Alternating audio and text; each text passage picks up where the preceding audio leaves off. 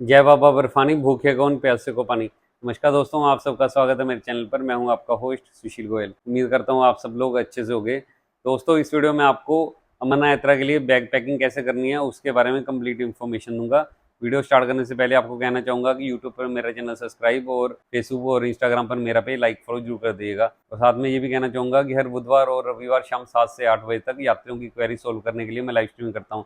अगर आपके हुए अमरनाथ यात्रा के रिलेटेड कोई भी क्वेरी है तो आप उस लाइव स्ट्रीम में आकर पूछ सकते हैं। और मैंने व्हाट्सएप पे एक ग्रुप बनाया हुआ है जिसका लिंक डिस्क्रिप्शन में दिया हुआ है। अमरनाथ यात्रा के जो भी अपडेट्स आते हैं मैं उसमें डालता रहता हूँ, तो आप मेरा वो व्हाट्सएप ग्रुप भी जरूर ज्वाइन कर लें। और साथ में मैं अमरनाथ यात्रा के पैकेजेस भी प्रोवाइड करता हूँ। आप अमरनाथ यात्रा के पैकेज के लिए स्क्रीन पे जो आपको 3 नंबर दिख रहे हैं उस पर किसी पर भी कॉन्टैक्ट करके अपना पैकेज हमसे बनवा सकते हैं। तो दोस्तों, वीडियो स्टार्ट करते हैं। तो दोस्तों, सबसे पहले आपको बताना चाहूँगा कि बहुत सारे यात्री सोचते हैं कि वहाँ पे एक्सट्रीम लेवल की ठंड होगी, हिमालय पर्वत है तो बहुत ज़्यादा ठंड होगी, तो ठंड के हिसाब से ज़्यादा से ज़्यादा कपड़े हम ले जाएं पैदल यात्रा पे। तो दोस्तों, बताना चाहूँगा कि ऐसा कुछ नहीं है। आपने ऐसे अपने आप को तैयार करके जाना है कि आप बहुत ज़्यादा गर्मी में जा रहे हैं। गर्मी कैसे मिलेगी? क्योंकि एक तो जुलाई का महीना है तो गर्मी का महीना रहता है, एक ये हो गया। और जब आप चलते हैं तो आपकी बॉडी में बहुत ज़्यादा गर्मी प्रोड्यूस होती है, तो उसकी वजह से भी आपको वहाँ पे बहुत ज़्यादा गर्मी फील होती है।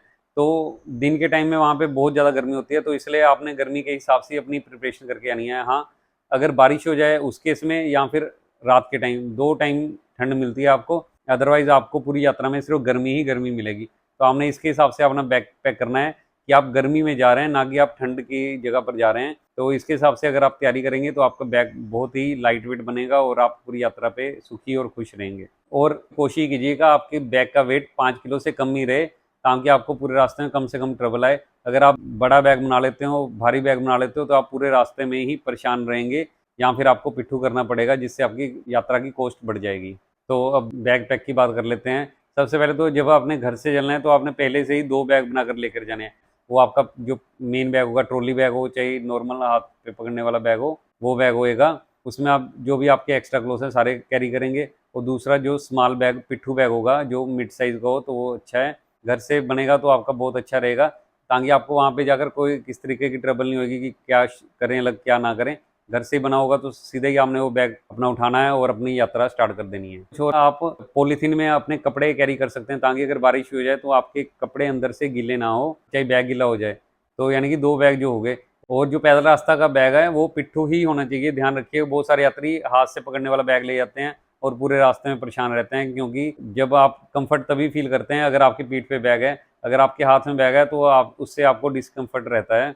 तो ये होगी बैग की बात। उसके बाद बात कर लेते हैं उस बैग में आपने सामान क्या क्या कैरी करना है। तो सबसे जो जरूरी सामान रहता है जो आपने साथ में कैरी करना है वो है रेनकोट।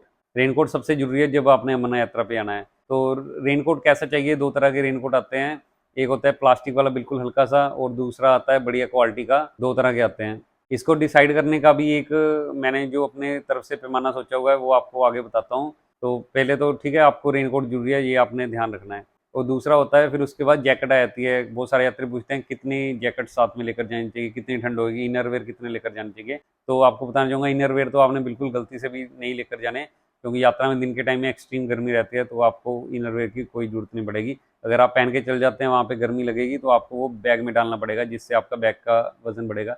तो इनरवेयर कोई नहीं साथ में कैरी करना। तो जो जैकेट है वो आपने लाइट वेट कैरी करनी है। आपको मैक्सिमम रास्ते पे उसकी ज़रूरत नहीं पड़ेगी। ज़रूरत कब पड़ती है? जब बारिश हो जाए तब ज़रूरत पड़ सकती है, या फिर रात के टाइम में जब ठंड हो जाती है तब ज़रूरत पड़ सकती है। इसलिए आपको लाइट वेट विंड शीटर ही कैरी करना है। और जब रात के टाइम में ठंड पड़ती है तो आपने वैसे ही रात को सभी यात्री वहाँ पे सोने के लिए टेंट में चल जाते हैं, तो टेंट में आपको इतनी ठंड फील नहीं होगी, आपको कंबल वगैरह होते हैं। तो रात को भी आपको ज़्यादा से ज़्यादा आधा घंटा या 1 घंटा ही मुश्किल से ठंड में रहना पड़ेगा। तो इसलिए आपने लाइट वेट विंड शीटर ही कैरी करना है। ज़्यादा भारी जैकेट ले जाएंगे तो पूरे रास्ते में परेशान रहेंगे, उसका वज़न उठाना बहुत मुश्किल रहेगा। अब जो आपको रेनकोट बोला, रेनकोट कैसे आपने तय करना है कौन सा लेके जाना है? तो ये विंड शीटर के हिसाब से होगा। अगर आप अच्छी क्वालिटी का रेनकोट लेकर जा रहे हैं तो उसका खुद का वज़न बहुत होता है।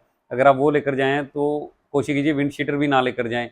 उसका कारण क्या, अगर बारिश हो जाती है उस केस में ठंड हो जाती है, तो जो आपका रेनकोट है वहाँ पे वो आपको बहुत अच्छा काम करेगा। आपको जैकेट की ज़रूरत नहीं पड़ेगी, उसी में आपको अच्छा वार्म अप रहेगा। और दूसरे केस में क्या होएगा, अगर रात के टाइम जैसे आपको बोला आधे से 1 घंटा ज़्यादा से ज़्यादा आपको ठंड में रहना पड़ेगा, उस केस में अगर आप चाहें तो विंड शीटर नहीं है आपके पास तो आप रेनकोट का ही यूज़ कर सकते हैं। ऊपर का ही यूज़ करना है आपने, क्योंकि आपने आधा घंटा 1 घंटा जो खाने के लिए बस ठंड में रहना है, उसके अलावा टेंट में रहेंगे, तो आप रेनकोट का यूज़ कर सकते हैं अगर आप करना चाहें तो।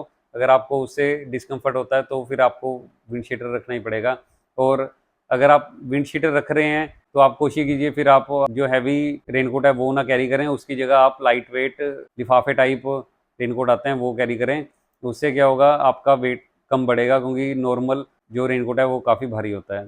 तो इसलिए आपको एक चॉइस कर लें दोनों में से, रेनकोट और विंड शीटर में से, तो आपको मेरे हिसाब से अच्छा रहेगा। बाकी आपकी अपनी अपनी चॉइस है, आप दोनों भी कैरी कर सकते हैं। उसके बाद आपने पहन के कौन से कपड़े जाने हैं ये भी एक रहता है, क्योंकि बहुत सारे यात्री होते हैं कि वो यार ठंड रहेगी, इनर वेयर भी डाल लिया, उसके बाद ऊपर शर्ट डाल ली, उसके ऊपर फिर जैकेट डाल ली, फिर नीचे भी इनर डाल लिया, फिर उसके बाद पैंट डाल ली कि वो यार ठंड रहेगी।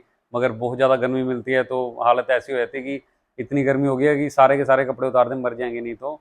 और सारे के सारे कपड़े जो आपने एक्स्ट्रा हैं वो आपको बैग में डालने पड़ेंगे, उससे बैग का इतना ज़्यादा वजन हो जाएगा कि आपकी हालत ख़राब हो जाएगी उठाने में, या फिर आपको पिट्ठू करना पड़ेगा, या फिर आप पूरे रास्ते परेशान होकर ही बैग उठाएंगे। तो हमने कोई भी इनर कैरी नहीं करना, लाइट क्लॉथ डाल के चलेंगे तो बहुत अच्छा रहेगा। जैसे मैं खुद यही टी शर्ट जो मेरी कंपनी की है यही डालकर चलता हूँ, साथ में कई बार लोअर डालता हूँ, कई बार जीन भी डाल लेता हूँ। तो आप भी ऐसे ही कर सकते हैं और रात को आप वही कपड़े पहन के सो जाएंगे, आपको कुछ एक्स्ट्रा भी डालने की ज़रूरत नहीं है। और अगर आप पैंट और शर्ट डाल रहे हैं तो साथ में आप एक टी शर्ट वगैरह जरूर कैरी कीजिएगा, कि अगर आपको ज़्यादा गर्मी लगे तो आप टी शर्ट चेंज कर सकते हैं। और आप लोअर भी एक हल्का बिल्कुल लाइट वेट कैरी कर सकते हैं। अगर आपको ज़्यादा पैंट में गर्मी लगे तो आप उसकी जगह लोअर भी यूज़ कर सकते हैं। और उसके बाद एक आपने सूट लेकर जाना है जो आपने दर्शन करने से पहले और नहाने के बाद डालना है। तो आपने एक सूट भी कैरी करना है, सूट और आपके अंडरगारमेंट्स रहेंगे जिसमें, तो आप ये कैरी कीजिएगा। कोशिश कीजिएगा कि दर्शन करने से पहले नए कपड़े पहनकर दर्शन करें तो अच्छा है। मगर अगर आपके पास नए कपड़े नहीं हैं तो आप जो भी कपड़े हैं वो भी पहन के दर्शन कीजिएगा, कोई दिक्कत वाली बात नहीं है। और साथ में एक आपने टॉवल भी कैरी करना है जो लाइट वेट का होगा, वही अच्छा रहेगा, ताकि आपको उसका वजन उठाने में मुश्किल ना आए। उसके अलावा आपने अपना मोबाइल का चार्जर कैरी करना है। अगर आप पावर बैंक कैरी करना चाहते हैं तो पावर बैंक कैरी कर सकते हैं। वैसे पूरे रास्ते में आपको हर जगह चार्जिंग की फैसिलिटी मिलती है। रात को सारे भंडारे वाले बंद हो जाते हैं, तब रात को नहीं आपको चार्जिंग वगैरह की फैसिलिटी मिलती, और तब आपका पावर बैंक ही चलेगा। मगर आप पावर बैंक का भी वजन होता है, आपकी मर्जी है, पावर बैंक कैरी करना चाहें तो कर सकते हैं, नहीं भी कैरी करेंगे तो हर जगह चार्जिंग की फैसिलिटी आपको मिलती है, तो चार्जिंग की कोई दिक्कत नहीं आएगी। तो चार्जर आपके साथ होना ज़रूरी है। इसके अलावा एक आप वैसलीन भी साथ में कैरी करें तो अच्छा है। जैसे जैसे आप यात्रा में आगे बढ़ते रहते हैं वैसे वैसे आपकी फेस का मास्क फटता रहता है, क्योंकि हाई एल्टीट्यूड की वजह से आपकी बॉडी वो बर्दाश्त नहीं कर पाती, तो फेस का काफ़ी नुकसान होता है। तो इस वजह से आप वैसलीन कंटिन्यू यूज़ कर सकते हैं, ताकि आपकी जो फेस है बिल्कुल अच्छा रहे, यात्रा में आपको दिक्कत ना आए। इसके अलावा एक आप बोतल भी कैरी कर सकते हैं पानी के लिए, जो कि आधा लीटर से 1 लीटर की होनी चाहिए, इससे ज़्यादा वज़न की नहीं होनी चाहिए।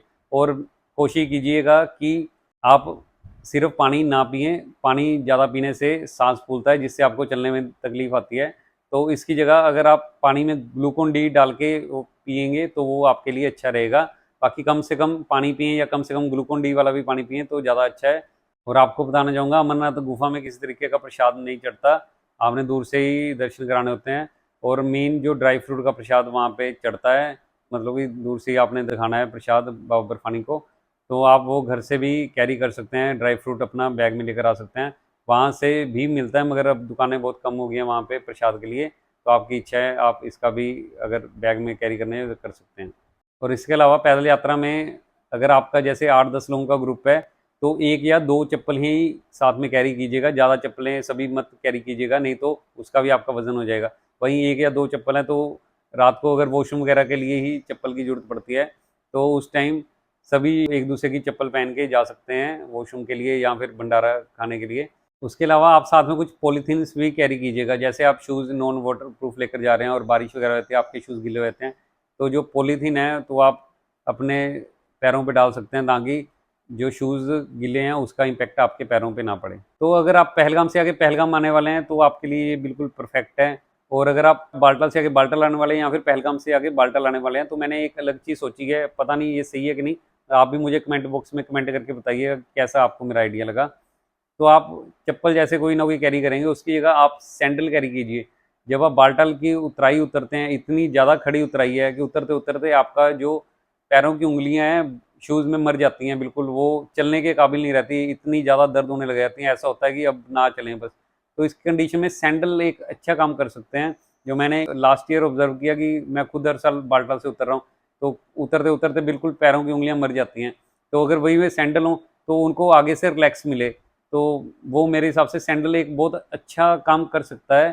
तो मेरे हिसाब से शूज़ के साथ साथ हमने एक सैंडल भी कैरी कर सकते हैं, वो चप्पल की जगह भी काम कर जाएंगे और आपकी वापसी में जब उतरना है बाल्टाल बेस कैंप की ओर तब भी वो अच्छे काम कर जाएंगे। तो ये एक आप एक्स्ट्रा चीज़ कैरी कर सकते हैं। तो इसके बाद हम बात कर लें कि अगर हम पहलगाम रूट से अगर बाल्टाल उतरने वाले हैं तो फिर उस कंडीशन में हमें कितना सामान साथ में लेकर जाना पड़ेगा। तो दोस्तों मैं बताना चाहूँगा कि अगर आप पहलगाम रूट से जाकर बाल्टाल उतरने वाले हैं तो आपको पहले ही इसके लिए प्रिपेयर होना पड़ेगा और इसके लिए तैयारी करनी पड़ेगी। अगर आप टैक्सी से जा रहे हैं तो आप टैक्सी में अपना सारा एक्स्ट्रा सामान रख देंगे और वो टैक्सी वाला आपका पहलगाम का सामान बाल्टाल ले आएगा। और बहुत सारे श्रद्धालु बसों में जाते हैं, जो बस भर के लेकर जाते हैं, प्राइवेट बसेज होती हैं जो, तो बसों में सामान वो रख देते हैं आप एक्स्ट्रा, वो बसें आपकी पहुंच जाती हैं बाल्टाल।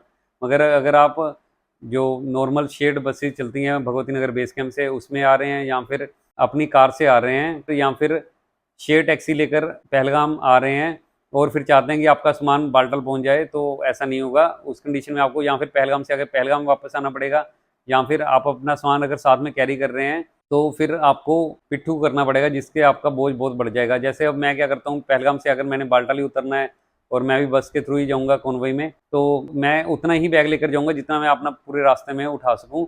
तो मैं अपना सारा सामान वही अपने पीठ पर उठाकर ले जाऊँगा पहलगाम से, वही सामान लेकर उतर जाऊँगा बाल्टाल में। और अगर आपके पास एक्स्ट्रा सामान है और आप पहलगाम से अगर बाल्टाल का पिट्ठू का खर्चा भी नहीं उठा सकते और पहलगाम से अगर बाल्टाल ही उतरना है, तो अगर आप जम्मू में आ रहे हैं और वापसी भी जम्मू ही करनी है, तो आप जो जम्मू का भगवती नगर बेस कैंप है उसमें ही अपना एक्स्ट्रा सामान वहाँ क्लोक रूम में जमा करा दें, जो आपका वहाँ सेफ रहेगा। और वापसी में जब आप जम्मू में पहुँचेंगे तो भगवती नगर बेस कैंप से अपना सामान उठाइए और फिर उसको ले जाइए।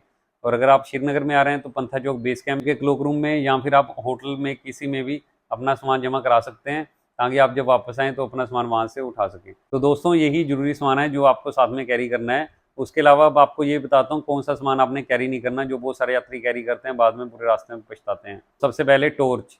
टॉर्च आपको रास्ते में कैरी करने की कहीं ज़रूरत नहीं है, क्योंकि आपके फ़ोन में ऑलरेडी टॉर्च है।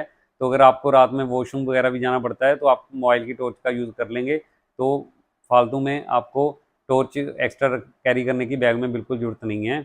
उसके बाद बहुत सारे यात्री बोलते हैं कि हम ऑक्सीजन का छोटा सिलेंडर ले जाते हैं कि रास्ते में दिक्कत ना आए। तो आपको बताना चाहूँगा कि अमरनाथ यात्रा में हर तरह की मेडिकल फैसिलिटी पूरी तरह से फ्री है और हर 2 से ढाई किलोमीटर में मेडिकल की आपको फैसिलिटी मिल जाती है। तो इसलिए ऑक्सीजन सिलेंडर वगैरह कैरी करने की गलती ना करें। और अगर आपको किस तरीके की ज़रूरत पड़ती है तो वहाँ पे आपको हर 2 से ढाई किलोमीटर में मेडिकल इमरजेंसी मिल जाएगी। और साथ में आपको दवाई वगैरह भी कोई कैरी करने की ज़रूरत नहीं है, क्योंकि हर थोड़ी-थोड़ी दूरी पर आपको भंडारे मिलते रहेंगे। जो भी आपको मेडिसिन वगैरह चाहिए तो वो भी आपको बिल्कुल फ्री ऑफ कॉस्ट मिलती रहेगी। तो आपको साथ में मेडिसिन भी कैरी करने की ज़रूरत नहीं है।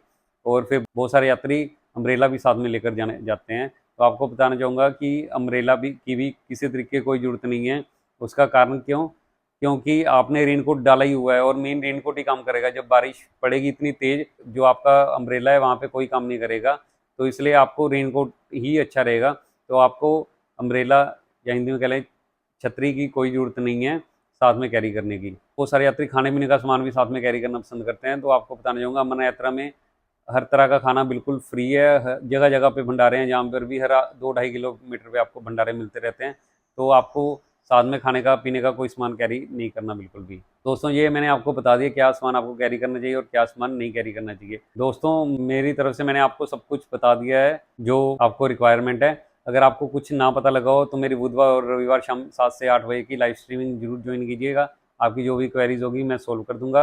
और अगर आपको वीडियो अच्छी लगी हो तो इसको लाइक और इस पर कमेंट भी जरूर कीजिए और अपने दोस्तों के साथ भी जरूर शेयर करें, ताकि उनको भी पता लग जाए क्या क्या सामान कैरी करना है। क्योंकि बहुत सारे यात्री बहुत सारा एक्स्ट्रा सामान ले जाते हैं और पूरे रास्ते में फिर परेशान रहते हैं कि अब क्या करें, तो फिर कोई ऑप्शन नहीं होता। और साथ में कहना चाहूँगा कि हम अमरनाथ यात्रा के पैकेजेस भी देते हैं, चाहे आप कोई भी पैकेज में फैसिलिटी चाहें, हर तरह की फैसिलिटी देते हैं। हम इवन टेंट सर्विस भी पैदल यात्रा में प्रोवाइड करते हैं, जो हमारे अलावा कोई भी प्रोवाइड नहीं करता। तो दोस्तों यहाँ पे अपनी वीडियो खत्म करता हूँ और जल्द मिलूंगा आपको अपनी अगली वीडियो पर। Thanks for watching the video. जय भोले बाबा।